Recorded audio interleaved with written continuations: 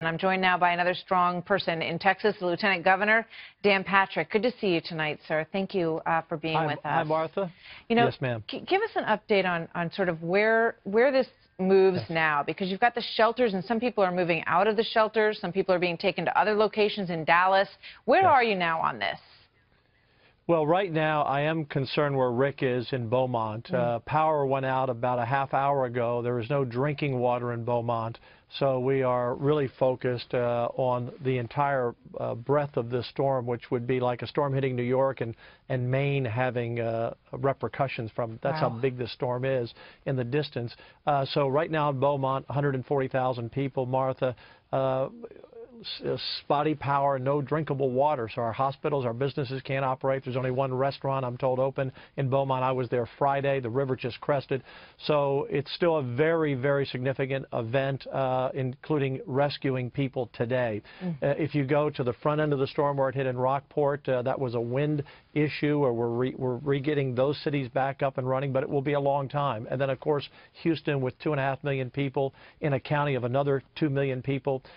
We think we have, and I had sadly predicted this, that we may have 250 to 300,000 homes. Some will have to be demolished because the water sits so long, so much mold grows. Most can be repaired, but this is going to be, as Governor Abbott said, you know, when it finally tabs up the total of dollars spent to recover, it will be 150 to 200 billion dollars.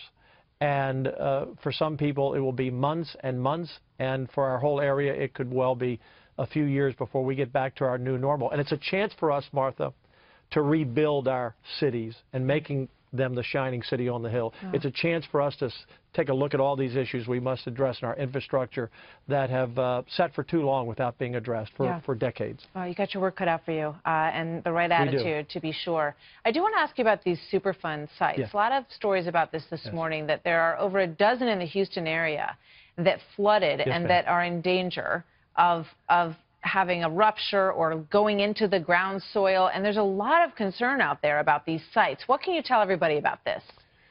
Well, it is a concern, and as we see the issues, as we wade into the areas where our infrastructure is, we discover problems, whether it's at a private plant that's impacting our energy sector, or whether it's a Superfund site. We have several of them in the Houston area. The EPA is here. They're taking samples. They are concerned, and whatever we need to do, the federal government and the state government will clean it up, and as quick as possible, I can assure you. I have been overwhelmed, Martha, by the support from the federal government, the president, and FEMA. They've just been terrific.